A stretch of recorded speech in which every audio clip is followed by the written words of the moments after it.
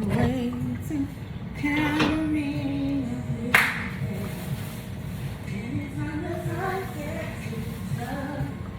Anytime your best thing enough, I'll be the one to make you better. I'll be there to protect you. I'm be here in a minute, y'all, because I got a story to tell. I got a story to tell. I want you. I will cross the ocean for you. I will go and bring you. I'm getting my dinner ready for when my babies get off work. Both my babies at work. I'm just preparing dinner.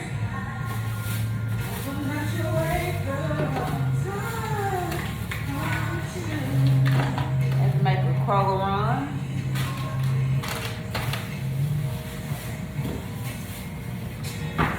My husband requested him some letter pepper chicken, so that's what I'm going to make. I wouldn't know harm on your way. Oh, these arms will be your shelter. No, these arms won't let you down. If there is a mountain to move, I will move that mountain for you.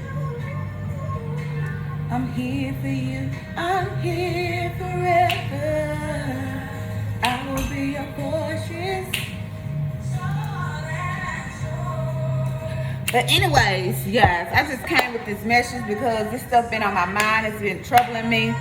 And some of you guys don't know, but back in June, like June 12th, 13th, I think, 13th, well, I started living for DoorDash in June, and I was making hella money. I made over $1,500 in a month, well, less than a month. I made over $1,500 in 42 hours. It was 32 hours, 34 hours, I'm sorry. I ain't been on there in a while, but yes, and I made close to $1,500 or over 15, a little over $1,500 in that little time span because I was out there getting my money. Because that's just who I am. Once somebody tell me I can show me, allow me to work for myself, I'm limited. I make my own money in my own hours and things, but people didn't like that, apparently. Alexa, turn it down. But anyways, so one day I picked up some wings from Hooters, and it was my last order. I said, and me and my daughter was together, and I was like, I'm not gonna, I'm tired, I'm ready to call it a day. You know, I had dash from noon all the way up until 7. And I was gonna finish up by 5 because I needed to get home and prepare dinner. And that's normally when I cut it off. And so this particular day, these orders just kept coming, and I'm like, ooh, look at this money, look at this money. So I'm, getting my money. And this last order, I was like, can I get this last order? Because she was tired too. She was like, I said $23. And she was like, okay, whatever. She's like, Mom, you said you was gonna. I said, I know I need to get it. So I got it. Went to Hooters, picked up the food, delivered it to Oakwood Mall. And upon delivering, I'm making a long story short. I went to deliver the food or whatnot, and I went in there, and the person's name was done. I was like, it's done here or whatnot, and they was like, she's in the back. And I was like, okay. So she went to get her, and then she said, she just leave the food here. Normally I don't do that unless they ask me to leave it on the porch. Normally I want to see the person that I want to hand the food to or whatnot, because the instructions did say hand it to the customer. So I'm like, okay. I'm like, she sure? I said, normally I don't leave it. So I was like, it was the end of the day. I was kind of tired. I was very tired, and I was just like, okay, maybe this won't hurt. Walking down the steps, I'm always communicating with my people, because that's how you get more money. So I'm like, hope you enjoy your food. Have a great night. And she was like, I didn't get my food. And I was like, I just left it. You just told me to leave it at the counter for you. And she was like, no. And when she gave me the instructions to come to the building, she said, I'm in Hebrew Sports across from Dillard's. So I'm like, okay. She didn't tell me she was across from Hebrew Sports in Shoe Depot. So when I went in there, these people lied. They had already come up with the idea to lie and get this free food because she paid like $30 for wings, and she gave me a $23 tip. So I'm like, okay. So as soon as she said that, I was already going down the stairs. If any of you familiar with the Oakwood Mall, you know where Dealers and Hughes Sports and Shoe Depot is, right there in the same area. So I was going down, so I came right back up on the same elevator because I just turned around and ran back up instead of going all the way down and coming back up. So when I did that, I went in there. I said, hey, I dropped the food off at the wrong spot. Not trying to have no problems or nothing, but in the back of my head, I'm like, y'all some evil son of a, you know, that's how I was thinking. But then I went in there, I was like, I dropped the food off at the wrong place. Can I have the food back? And they was all acting dumbfounded like they didn't know what I was talking about. And then the girl was like, hold on, let me go. The girl that actually went back and told the person that I had the food, the fake person, she said, let me go get them. So they were just standing there. They never come out or whatnot. And I'm like, okay, the manager, she's sitting there watching me. So, you know, the little area where you can see in the back of the office or whatever. So I'm like this, and she was like, oh, I don't need you looking all in my office. And I was like, I'm trying to wait on your folks to bring me, well, I said, I'm trying to wait on them to bring me my food. And she said, I'm the manager, you can get out my store. And I'm like, what? So I'm just standing there, you know, I'm not confrontational at all. So it takes a lot to get me to, you know, come with it. So I'm like, okay, or whatever. I was like, well, you don't need to be talking to me. You should be talking to your employees because they wrong for what they just did or whatnot. And she was like, nah, you need to get out my store. And then one of the other guys came from the back, and he was all up in my face. He was like, you get out, get your ass out my store, old ugly, bald head. She was just talking so crazy to me. I'm like, I was like, and then I just got so mad, like something came over me. I was so angry because I'm like, no, you can get the fuck out my face because I'm not one of them. I said, I don't give a damn if it's 10 of y'all. I'm not one of them. I'm gonna fight for my life regardless. I'm not saying all this, but I'm just like, you step up out my face, you can get way too close to me for me to feel comfortable. I don't play those type of games.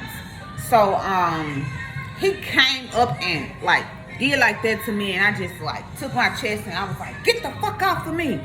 And I was so angry, guys. Like I was so mad, like over the top mad. But then so this girl, the girl that actually got the order from me, the food, hold on, Alexa, turn down. This girl that's actually got the food from me, she was like, she came out the back and said, oh, stupid bitch, oh, nappy head bitch, you clowning over somebody else's food. And I said, when did you see me clown? I said, your folks clowning. That's who you need to be talking to. You need to be talking to me because I don't think I'm doing this coming in here to get the food that y'all lied about and said it was y'all's. That's all I want, so I can get a lady her food. So all that, long story short, she started talking crazy to me, and she come up behind me, and the minute I turn around, she just like, bop, and there it went. I just started fighting for my life. Bop, bop, bop, bop, bop. I lost my glasses, and you know, when my glasses gone, I can't see nothing. So yeah, I lost my glasses. My phone came out. It was in my pants because I had on some tights, and it came out and whatnot. And that I was just fighting. Then it was 3 guys and a girl. The manager never touched me. The other girl and the other 3 employees and the girl, they was just fighting me. And I was like, I was fighting for my life, guys. When I say I was fighting for my life, I literally was fighting for my life. It was like I felt some type of way. I didn't know what to feel. But then one of the guys hit me or something. Like he kind of like, he didn't punch me, but he hit me where I fell. And I tripped and fell. And when I fell, they just got on top of me, and they was all hitting me and shit, all hitting me. Well, one of the guys, he wasn't hitting me. He was just like trying to break the fight up or whatnot.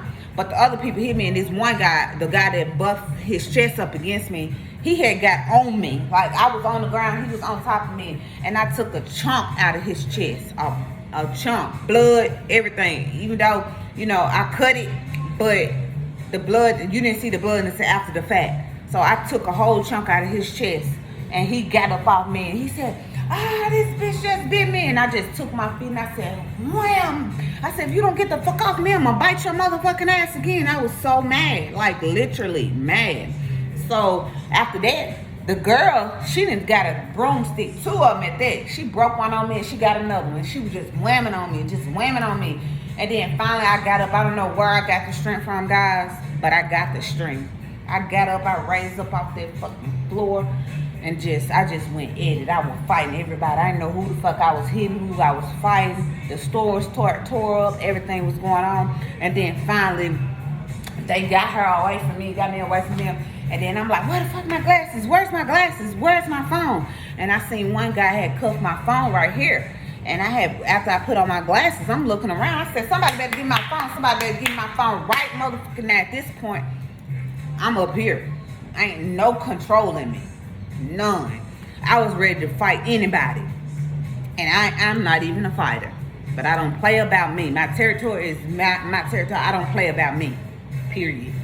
So at this point, I'm acting like Dorothy Jean's child. If you know Dorothy Jean, you know Dorothy Jean.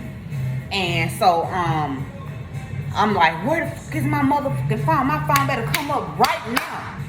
This dude, see, I wanted to keep the problem down. He took my phone and he threw it. He said, that ain't your phone right there. I said, my phone wasn't just right there, but you know, I called 911. By this time, my daughter calling me, and I was so out of it. She was waiting in the car. She like, Mom, where you at? Where you at? On the text message, and I finally said, I'm at Heba Sports. She come up there. She was coming up there, and she called me. She said, Mom, why you taking so long? I said, I was crying. I said, these motherfuckers just jumped on me. She come up in there, and when I tell you my daughter's every spit of her mother, she don't mumble a word. Everybody know how eyes she is. She don't barely say nothing. And she walked up in there. She come up that stairs. I seen her coming. She come running. She went straight past me. It was 3 cops and me and a security guard. She went straight past me. Whoa, where they at? Who hit you? Who hit you? And I said, Terasia. I had to get her attention because the security guard was like, hey, you. And I said, you too aggressive with my daughter. You know, calm down. He said, that's your daughter. Yes, sir, that's me. I said, get right here and stand. Because if anybody would have put their hands on my daughter, I would have lost it. I would have blacked the fuck out, literally. But she was right there with me. She asked me, Mom, what happened? I'm telling the cops what happened. I'm telling the cops. I said, hold your horses. I'm gonna let you know in a minute.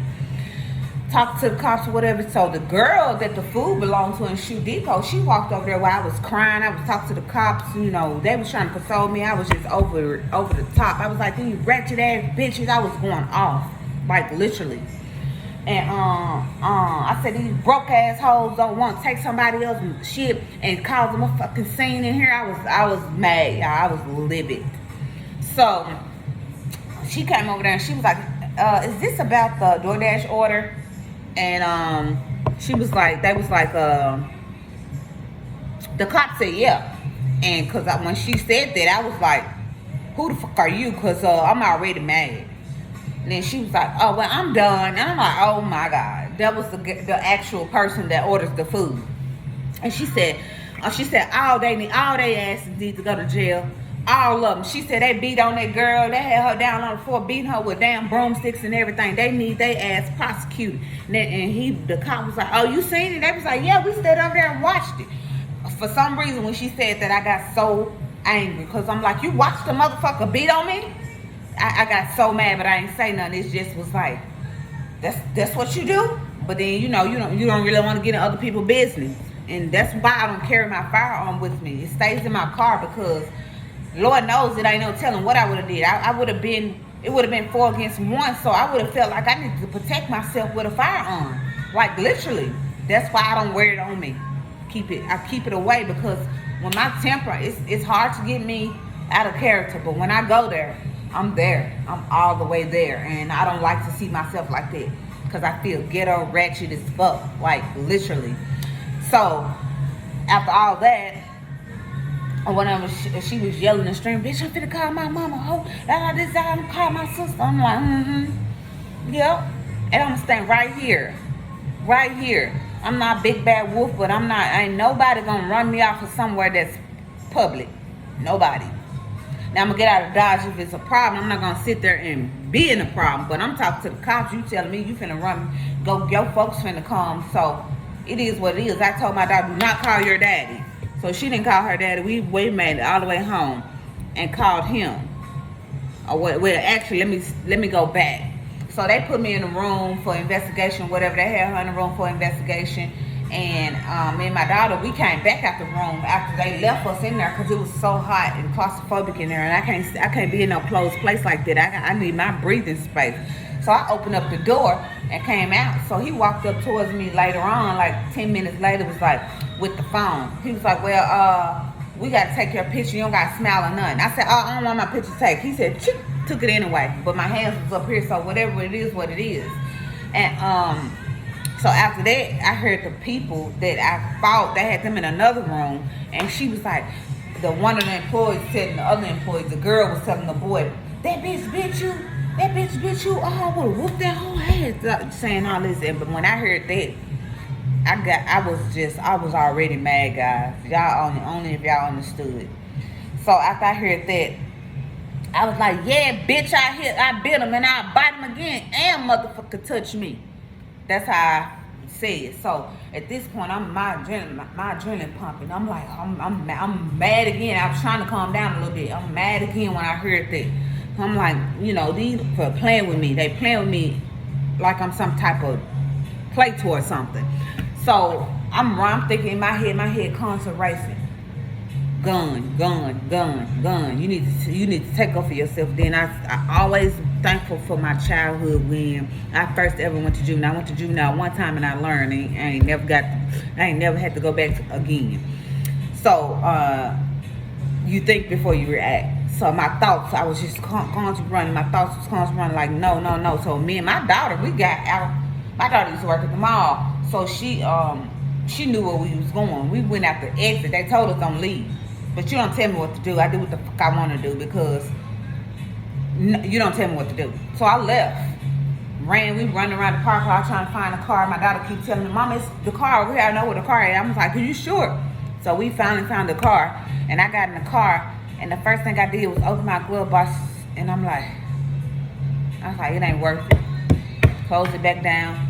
Put my car in reverse and pulled off and went home. And then I called my husband. He was an hour and a half away. Literally, my husband, the man, got here in less than 22 minutes. Literally, the man got here in less than 22 minutes. And that was so scary for me because that's what I didn't want. I didn't want him to almost kill himself getting to his wife. I didn't want that. I told him I was at home or whatever. He came home. He parked his truck outside. I was in the room, in my bedroom. He parked his truck, come in. I hear him coming in. He coming in. You could tell when he ain't in his right mind because the way his energy or whatever. And I'm like, he's like, he came here and gave me a kiss and hug, make sure I was okay, make sure I wasn't, visibly hurt. My lip was busted. It was a big bust right here. It still kind of hurt a little bit. It was busted right here. I was chewing up all my chin, gum and stuff. Jaw. Both of my arms was swollen. They was hurting, and then my stomach was all stepped in. I was spitting up blood. It was just bad, guys. It was bad. So I kept all that away from my husband. I kept the pain and stuff and the blood and stuff away from my husband till the next day when he calmed down. And I was like, oh my God, I was feeling so bad, guys. All this was sore, messed up. And I didn't feel none of that the first day because, of course I was in the mix of, drama. So you don't really feel nothing when your adrenaline pumping or whatnot. So after that, we made it home or whatever. My husband went back up there and he almost went to jail or whatnot because he went up there. He went in there like, you hit my wife, so this and other. So confrontation happened. I was like, honey, do not go up there. He was like, what you expect me to do if somebody hurt my wife? I said, I expect for you to just, be here for me. I don't want you to go cause more problems and we wound up in more drama. Because I said it can go either way. You can wound up hurt or you can hurt them. You wind up in jail. Whatever the case may be, we don't need that. I'm not that type of person. I don't like drama, confrontation, none of that. it really, really, really, really put me in a bad spot, and I don't like to be in that spot. So I'm like, come home, just come home. And finally he made it home, and he think he wants, go back up there later when the mall closed. I'm like, no, you're not. You don't have to do that. Don't be that way. We don't need that to happen. All we want is that. Thankful I'm okay. So after all that, police report was made and everything and whatnot. They didn't never call DM or nothing, so they didn't know what was going on. So I took it upon myself last week and found corporate number, called corporate, made a ticket, put a ticket number on me, made a report, let them know somebody need to contact me. Somebody need to contact me now, because I got hurt in this store, and it wasn't from no people walking around the store. It was from your employees. Somebody needs to contact me, and somebody needs to contact me immediately, because I'm going to sue the shit out of their ass, because y'all got me fucked up, because I ain't do nothing for nobody to come in there and hurt me and harm me like they did. And the cameras shows. So it is what it is. And I just want to bring that message, guys. It's been really, really heavy on me. And I'm okay now. But I haven't DoorDash or anything, and ever since then. And it's really been bad. Like, you messing with my money. I don't like that. At all. At all. So I'm finna get off of here, guys, since my daughter's texting me, and she comes to text over and over again. I'm gonna let you guys go. That was the story about me not DoorDash, not making any money. So I've been at home just doing my thing and trying my best to get some income flowing it from my perspective. So I'll talk to you guys later. I hope you guys have a great day. Discussion.